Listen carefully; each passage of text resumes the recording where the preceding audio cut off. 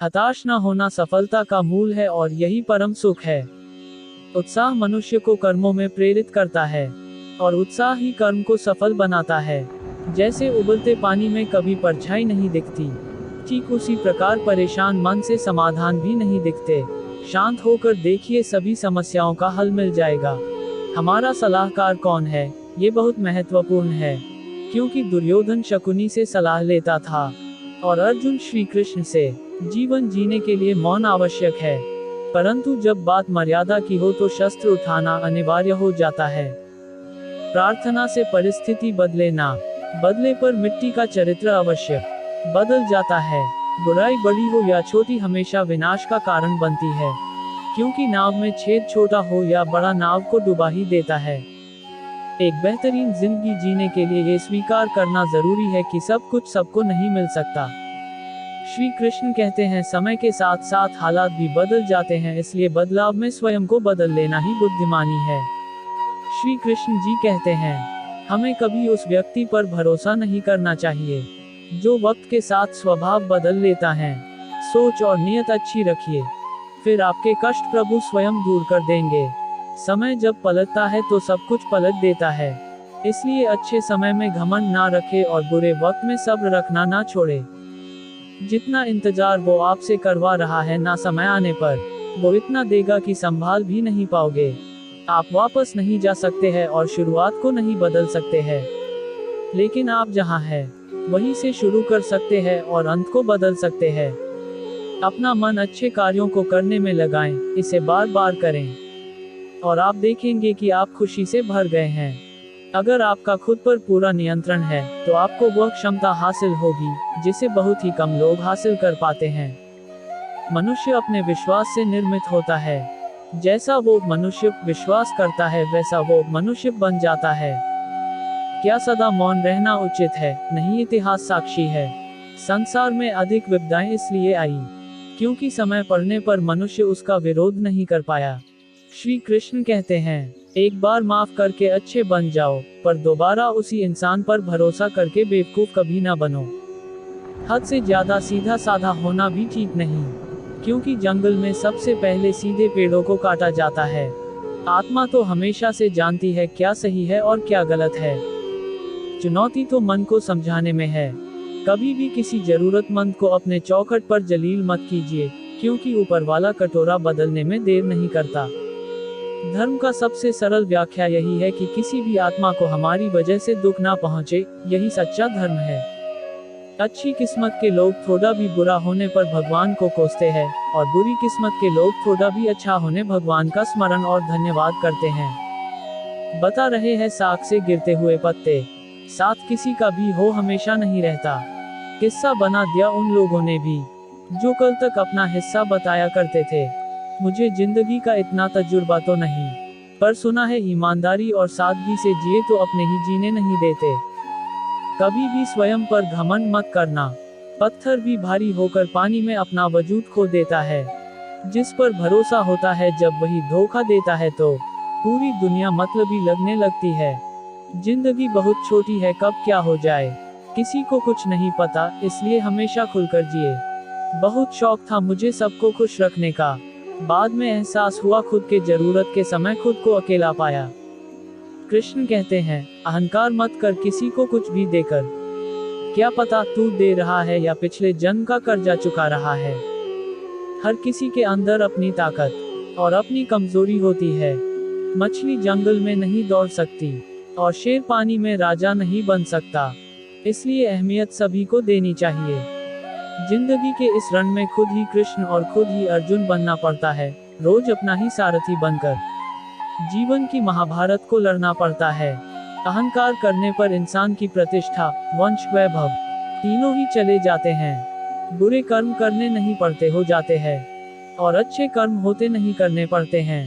ये सच बात है कि भूल करके इंसान कुछ सीखता है, परंतु इसका यह मतलब नहीं कि वह जीवन भर भूल करता रहे और कहे कि हम सीख रहे हैं। जब मनुष्य को अपने धर्म पर अहंकार हो जाता है तब उसके हाथों अधर्म होने लगता है। आप केवल निस्वार्थ भाव से कर्म कीजिए, केवल वही आपके हाथ में है। मनुष्य कितना भी गोरा क्यों ना हो, परंतु उसकी परछाई सदैव काली होती है। मैं श्रेष्ठ हूँ, यह आत्मविश्वास है, लेकिन सिर्फ मैं ही श्रेष्ठ हूँ, यह अहंकार है। व्यक्ति जो चाहे बन सकता है, यदि विश्वास के साथ इच्छित वस्तु पर लगातार चिंतन करें। प्रेम सदैव माफी मांगना पसंद करता है और अहंकार सदैव माफी सुनना पसंद करता है। जो रास्ता ईश्वर ने आपके लिए खोला है, उसे कभी भी कोई बंद नहीं कर सकता। मनुष्य का जीवन केवल उसके कर्मों पर चलता है। जैसा कर्म होता है, वैसा उसका जीवन होता है। एक बार माफ करके अच्छे बन जाओ, परंतु दोबारा उसी इंसान पर भरोसा करके बेवकूफ कभी ना बनो। मन की गतिविधियों, होश, श्वास और भावनाओं के माध्यम से भगवान की शक्ति सदा तुम्हारे साथ है। जीवन में आधे दुख इस वजह से आते हैं क्योंकि हमने उनसे आशाएं रखी जिनसे हमें नहीं रखनी चाहिए थी। मैं ही इस सृष्टि की रचना करता हूँ, मैं ही इसका पालन पोषण करता हूँ और मैं ही इस सृष्टि का विनाश करता हूँ। जब संसार में धर्म की हानि होगी, अधर्म की विजय, तब मैं इस पृथ्वी पर अवतार लूंगा। शांति से भी दुखों का अंत हो जाता है और शांतचित्त मनुष्य की बुद्धि शीघ्र ही स्थिर होकर परमात्मा से युक्त हो जाती है। हमारी आस्था की परीक्षा तब होती है जब हम जो चाहे वो न मिले और फिर भी हमारे दिल से प्रभु के लिए शुक्रिया ही निकले। लोग अक्सर सच कहने से बचते हैं या डरते हैं, पर सत्य कभी छुप नहीं सकता और न ही कभी मिट सकता है। कितना भी छुपा लें, पर सच तो उजागर हो ही जाएगा। इच्छा पूरी नहीं होती तो क्रोध बढ़ता है और इच्छा पूरी होती है तो लोभ बढ़ता है। इसलिए जीवन की हर स्थिति में धैर्य बनाए रखना। धर्म केवल रास्ता दिखाता है, लेकिन मंजिल तक तो कर्म ही पहुंचाता है। वह जो सभी इच्छाएं त्याग देता है, मैं और मेरा की लालसा तथा भावना से मुक्त हो जाता है, उसे शांति प्राप्त होती है। श्री कृष्ण ने कहा है, अगर तुम्हें किसी ने दुखी किया है तो बुरा मत मानना। लोग उसी पेड़ पर पत्थर मारते हैं जिस पेड़ पर ज्यादा मीठे फल होते हैं। स्वार्थ से रिश्ते बनाने की कितनी भी कोशिश करें, वो कभी नहीं बनते हैं, और प्रेम से बने रिश्तों को कितना भी तोड़ने की कोशिश करें, वो कभी नहीं टूटते। अगर व्यक्ति शिक्षा से पहले संस्कार, व्यापार से पहले व्यवहार और भगवान से पहले माता पिता को पहचान ले तो जिंदगी में कभी कोई कठिनाई नहीं आएगी। जिस मनुष्य ने जवानी में बहुत पाप किए हैं, उसे बुढ़ापे में नींद नहीं आती। श्री कृष्ण कहते हैं कि मनुष्य को अपने मन को बार बार समझाना चाहिए कि ईश्वर के सिवा उसका कोई नहीं है। परिवर्तन इस संसार का नियम है। कल जो किसी और का था, आज वो तुम्हारा है एवं कल वो किसी और का होगा।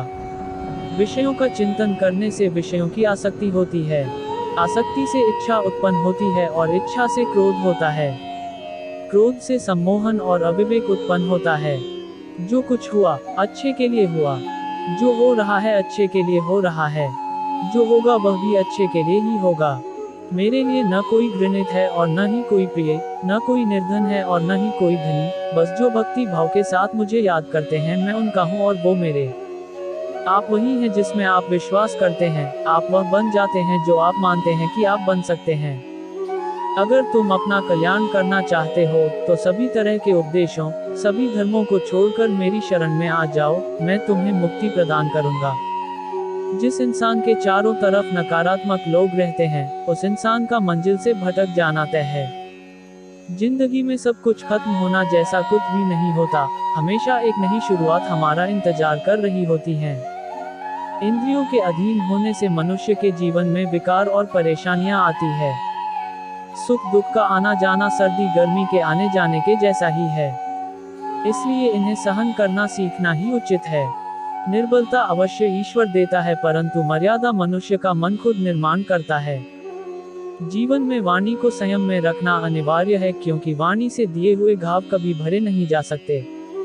मनुष्य उसके लिए शोक करता है जो शोक करने के योग्य नहीं है, और फिर भी ज्ञान की बातें करते हो। बुद्धिमान व्यक्ति ना जीवित और ना ही मृत व्यक्ति के लिए शोक करते हैं। मैं हमेशा तुम्हारे साथ और तुम्हारे आसपास रहता है, चाहे तुम कुछ भी कर रहे हो। जो हुआ अच्छा हुआ, जो होगा अच्छा होगा। स्वयं को मुझ पर छोड़ दो, अपने कर्म पर ध्यान दो। कर्म ऐसा जो स्वार्थ रहित पाप रहित हो। जीवन में समय चाहे जैसा भी हो, परिवार के साथ रहो। सुख हो तो बढ़ जाता है और दुख हो तो बढ़ जाता है। मोहग्रस्त होकर अपने कर्तव्य पथ से हट जाना मूर्खता है। क्योंकि इससे ना तो तुम्हें स्वर्ग की प्राप्ति होगी और ना ही तुम्हारी कीर्ति बढ़ेगी। श्री कृष्ण कहते हैं कि सत्संग ईश्वर की कृपा से मिलता है, परंतु कुसंगति में पड़ना मनुष्य के अपने ही हाथों में होता है। अवास्तविक चीजों को लेकर मन में कभी डर पैदा मत होने दो। वो वास्तविक नहीं है, वह ना तो कभी था और ना कभी होगा। इसके विपरीत जो वास्तविक है वह हमेशा से था और उसे ना तो बदला जा सकता है ना कभी नष्ट किया जा सकता है। जो मनुष्य किसी अच्छे काम में लगा हुआ होता है, आने वाले समय में उसका अंत कभी बुरा नहीं होता है। मनुष्य अपनी 3 प्रमुख कृतियों द्वारा नरक के द्वारा पर पहुंचता है। वे तीनों कृतियां काम, क्रोध और लोभ हैं। मनुष्य का समस्त निर्माण उसके विश्वास के फलस्वरूप होता है। जैसा वह सोचता है उसी के अनुरूप वह बनता है। परिवर्तन इस संसार का नियम है। एक नजर में तुम असीम संपत्ति के मालिक बन सकते हो, दूसरी नजर में तुम दरिद्र बन सकते हो। तुम अपने जीवन को सार्थक बना सकते हो, लेकिन इसके लिए तुम्हें मेरी शरण में आना पड़ेगा। अगर तुम्हें मेरी बातें अटपटी लगती हैं तो तुम्हें अपने नजरिए को बदलने की जरूरत है। अभी तुम चीजों को उस तरह से नहीं देखते हो जिस तरह मैं देखता हूँ। अगर एक बार तुमने मुझ पर विश्वास कर लिया तो तुम्हें जीवन में कभी निराश होना नहीं पड़ेगा। एक बार जो मुझ पर विश्वास करता है उसको मैं कभी छोड़ता नहीं हूँ। जो मेरे भक्तों के साथ धोखा करता है उसके लिए मैं सबसे बड़ा शत्रु हूँ। अगर किसी ने मेरे भक्त को एक बार भी धोखा दिया तो जन्मों जन्मों तक मैं उसका उद्धार नहीं करता हूँ। इस देवत्व का सर्वोच्च मैं हूँ, सब कुछ मुझ पर निर्भर है। अगर तुमने मेरे बारे में जान लिया तो तुम्हारा कल्याण निश्चित है। मैं हर दिल को एक मंदिर की तरह देखता हूँ। जो दिल जितना सुंदर होता है वहाँ मैं उतना ही अधिक ठहरता हूँ। भगवान श्री कृष्ण के चरण कमल इतने पवित्र हैं कि जो कोई उनकी शरण लेता है तुरंत शुद्ध हो जाता है। इस दुनिया में तुम प्रेम सभी से करो, लेकिन पूर्ण रूप से विश्वास किसी पर मत करो। अगर तुमको भरोसा करना है तो केवल कृष्ण पर करो। मन बड़ा चंचल है, इसलिए अपने मन को स्थिर रखो, उसको कभी व्यथित मत होने दो। आपने जो कुछ भी किया वह आपके साथ एक दाग की तरह चलेगा, इसलिए अपने कर्म में शुद्धि लाओ। बुरे विचार मन को दुखी और परेशान कर सकते हैं, लेकिन जब आप कृष्ण में विश्वास करते हैं तो कृष्ण स्वयं आपकी सब परेशानियां दूर करने आते हैं। मैंने अभी तक तुम्हारे शरण में आने के प्रस्ताव को स्वीकार नहीं किया है, क्योंकि तुमने अभी तक पूर्ण रूप से समर्पण नहीं किया है। जब तुम शुरुआत करोगे तो स्वाभाविक रूप से तुमको असफलता मिल सकती है। कई बार तुमको गिरना भी पड़ सकता है, लेकिन इसका मतलब यह नहीं होना चाहिए कि तुम उस काम को करना छोड़ दो। एक समय आएगा जब तुम परिपूर्ण हो जाओगे और तुम्हारे सभी काम सफल हो जाएंगे। इस काम में मैं हमेशा तुम्हारे साथ खड़ा रहूंगा। मैं तुम्हारे हर छोटे बड़े कर्म में साथ दूंगा। तुम्हारा जो दिल करे उसको करो, लेकिन नम्रता और सरलता के साथ करना, अहंकार के साथ नहीं। कड़े संघर्ष के बाद प्राप्त होने वाला सुख जिसने आपके दुखों का अंत किया है। ऐसे संघर्ष का पहला कदम आपको कड़वे जहर के समान लगता है और अंत में आपको अमृत की प्राप्ति होती है। इस तरह का सुख केवल मन की शांति से प्राप्त हो सकता है। इस धरती पर आने के बाद आपका मुख्य उद्देश्य यहाँ से मुक्त होना है। केवल वही मनुष्य मुक्त हो सकता है जो अपने कर्मों में दृढ़ संकल्प के साथ स्थिर है और सुख दुख को समान रूप से सहन करता है। जो मनुष्य अपनी आत्मा की बात सुन सकता है वह मुझसे बात कर सकता है और देख भी सकता है। अपने सभी कर्मों को कृष्ण पर केंद्रित होकर करो, आसक्ति को त्याग दो, सफलता और असफलता को एक समान दृष्टि के साथ देखो, क्योंकि आध्यात्मिकता का अर्थ ही होता है संभाव। वह मनुष्य जिसने घृणा को त्याग दिया, जो सभी प्राणियों के साथ समान व्यवहार करता है, जो सुख दुख और दर्द पीड़ा से अप्रभावित है, जिसके अंदर करुणा भरी हुई है और मन शांत है, उसने सही मायने में मुझे प्राप्त कर लिया है। यही वह मनुष्य है जिसको मैं सबसे अधिक पसंद करता हूँ। इस विशाल संसार में तुमको केवल कर्म करने की छूट है, इसके अतिरिक्त फल की इच्छा और स्वार्थ सब निरर्थक है। ये सोचकर कभी किसी काम की शुरुआत मत करो कि इसका तुमको कोई फल मिलेगा। बिना किसी लालसा के कर्म करो।